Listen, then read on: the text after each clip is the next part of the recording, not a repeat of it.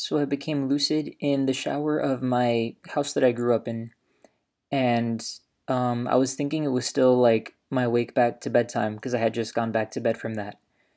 And then I realized that I don't shower during wake back to bed, and so I became lucid. So I left the bathroom and left through the backyard like I often used to do when I would have lucid dreams in my mom's house, my old mom's house. Well, my mom's old house, same mom.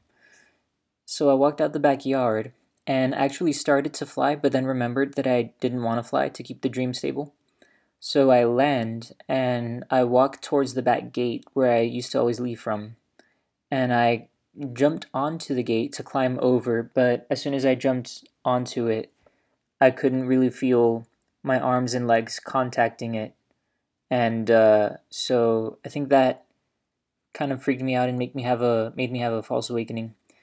Actually, this was my first lucid dream in like 9 days. So it kind of makes sense that it wasn't super stable. Because not only had it been 9 days, but I was, anticipating having a dream for 9 days. So yeah, a bit jarring this one. So had a false awakening. Now I'm in my current room in my current bed. Oh, what do you know? I got clothes and things making the setting look messy. I'm gonna fix that. My bed is still messy, but not that corner. So, yeah, I was in this bed and I was laying on my back thinking that I had really woken up. And I was seeing like the sunlight, but my eyes were closed, like the sunlight shining through my eyelids. And that made me think that I forgot to put on my eye mask.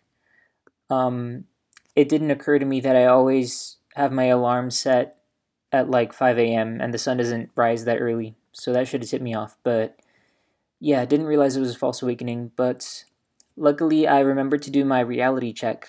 I always do one after waking up now, just for situations exactly like this. So yeah, I did a reality check and realized it was still a dream. So I get up from my bed, leave my room, and I go into the TV room. And this weird dreamlike sequence starts. I'm still lucid, but it's now I'm sitting on a chair in my TV room, even though there's a perfectly good couch.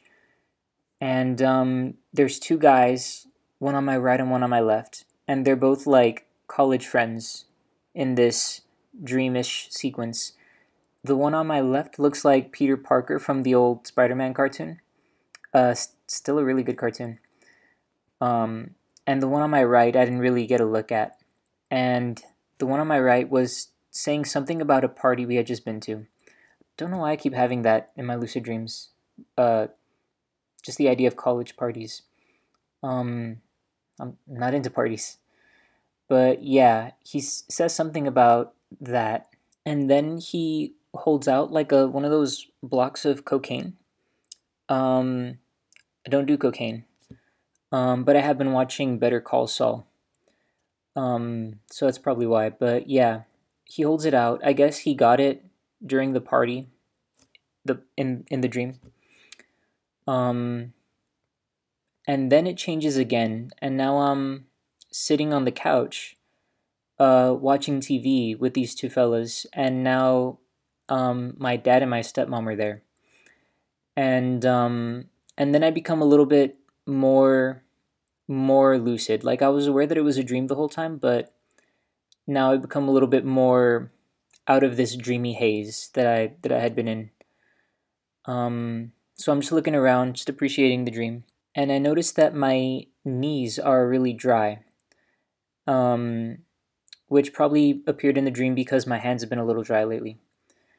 So I tried to manifest some lotion just by reaching behind my back and pulling out a bottle of lotion, which didn't work. But the dude sitting next to me saw that I tried to do that, and he did it, and he pulled it off. Just pulled out some lotion from behind him. So that was really chill of him.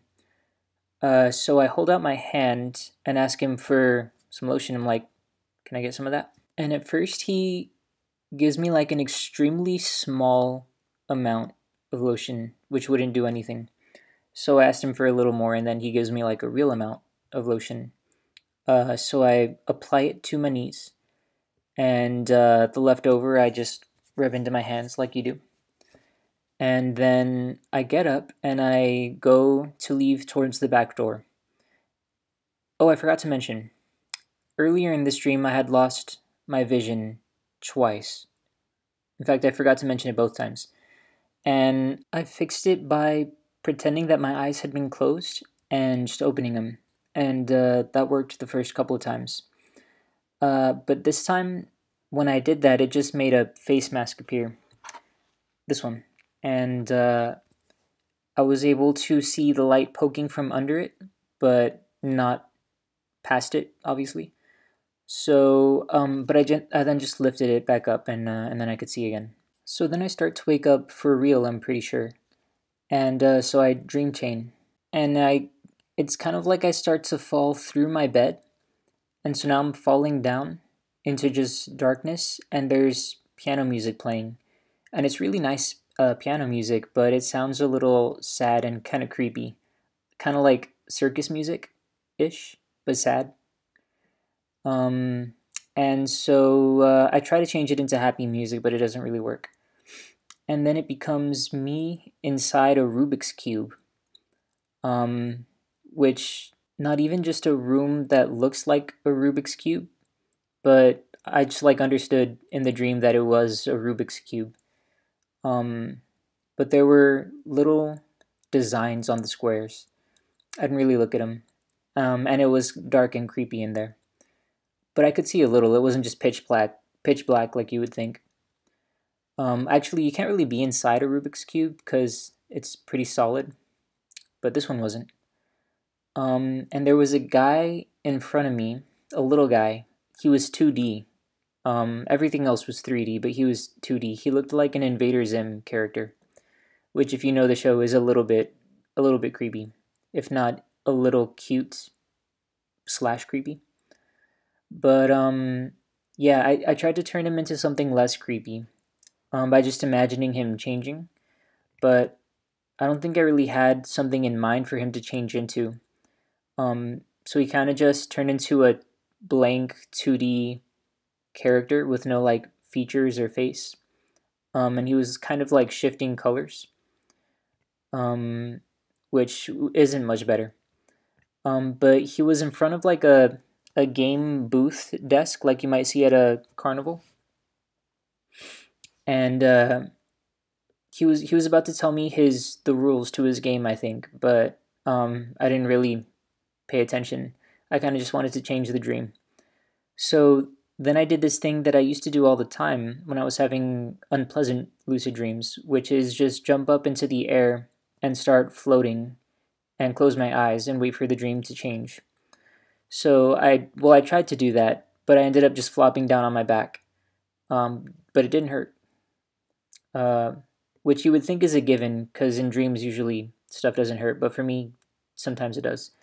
Didn't in this case. So I decided to just stay laying there with my eyes closed. Um, and I started to be a little concerned that the little 2D guy would come and attack me.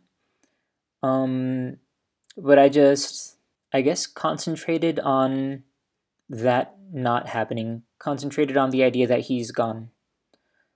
So that didn't happen. I didn't get attacked. And so I was trying to picture a really nice sunny beach. And I was able to see it, but then my vision kind of started moving to the right and into the ocean. And it became like a SpongeBob scene from the show SpongeBob. And at first it was still nice and sunny-ish, but it became darker and creepier. And the SpongeBob characters down there, I think they were bumper carts. If not, they were in bumper carts, but I think they were bumper carts. So now I'm down there, and I had been watching this video by a channel called What Happens Next, I believe. He has a video where he talks about his lucid dreaming experience, and he mentioned that um, one should experience their nightmares for what they are rather than trying to change them into a good dream. So I was thinking about trying to do that. I was just going to explore the creepy SpongeBob place, but I woke up from there and then I decided not to dream chain. One, because things were going a little south, but also I had already had plenty of stuff to have to remember and write down when I woke up so I don't forget it. So yeah, that was it. So yeah, this had been my first lucid dream in about 9 days, or 8 days actually. I think 8. And yeah, I was getting a little concerned there, just like worrying about whether I like lost my ability to lucid dream. So I looked back at my notes and I realized that the previous time that I had a lucid dream, 8 days prior, um, was the day before I started having, like, my allergies started acting up. So I was thinking that that's probably what was the problem. Like I mentioned before in a past video, uh, if you want a lucid dream, it helps a lot for your brain to be functioning very smoothly, and for that to happen, your whole body needs to run smoothly because your brain and your body are they're one thing. They depend on each other, and your brain is part of your body. It's an organ, obviously. It's not separate. So yeah, I decided to clean my room very thoroughly. I dusted, I lint rolled all the cloth materials, washed all the sheets and pillowcases, vacuumed, and that very same night, I had this lucid dream that I just told you about. So I guess that was it. So before the whole allergy thing, I had been experimenting with having blueberries during wake back to bed, and it seemed to be beneficial. I think it helped me have better concentration when going back to sleep after wake back to bed, which helps me go to sleep faster. And I think it helps with the quality of my lucid dreams after that as well, just the stability and the control. Um, but then the whole thing started where I wasn't having lucid dreams, so I kind of just went back to my previous routine, which was having an orange during wake back to bed. And I think I'm gonna stick with that for at least about a week, just to make sure that I'm having regular lucid dreams again. Which it seems like that's the case. I've had 2 days, 2 lucid dreams in a row. Well, I've had lucid dreams 2 nights in a row since then. But yeah, I'm gonna stick with the orange, just in case, for about a week, and then once I've sussed out what the whole situation is, made sure that it was the allergy thing, then I'll go ahead and start trying the blueberries again during wake back to bed specifically. I think that's pretty much it. I hope this video isn't too long. I remembered to dream chain a lot, which was a good thing because I had a longer lucid dreaming experience in general, but I may need to cut out some of the less interesting bits of that so it's not too long of a video. But that's about it, guys. So thanks for watching. See you next time.